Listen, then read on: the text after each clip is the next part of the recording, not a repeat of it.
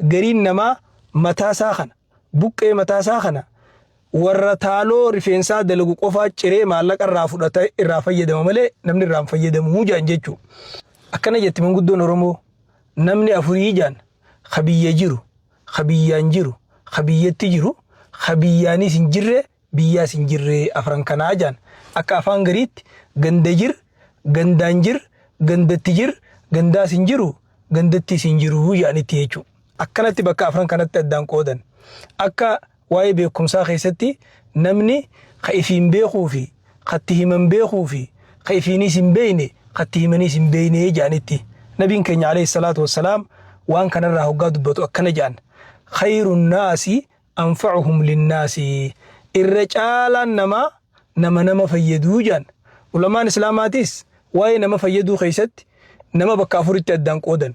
Tokko nama biraatis lubbuu isaatis fayyadu irra caalaan nama kan nabiin dubbate san kana jechuudha.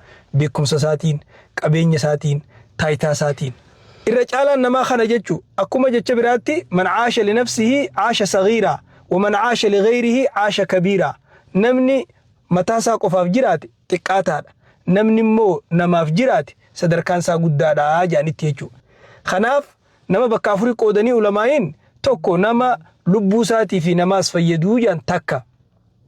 Khalamadaa nama lubbuu isaa fayyadu khanaman fayyanne kharra gaxaanaa ka jenne san kana jechuudha.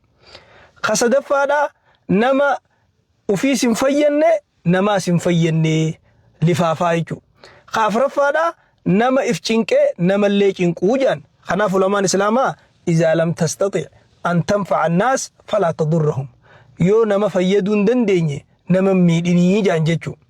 Kanaaf ulamaan garii kijaan الناس ثلاثة من يفتح لك باب ومن يغلقه ومن يدلك على المفتاح. نمني سديه مجان توكو نما هلا سيبنو توكو نما هلا سيشوف قصدفا نما هلا وان التنبنتون سنسكنو دبين بيخي چنادان سيمو جراني بيخي.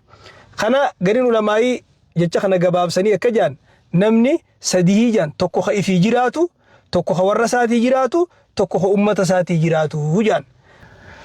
أما سكن جان علماء الإسلام الناس أربعة غارس شجرة وآكل ثمرة وقاطع شجرة ومتفرج.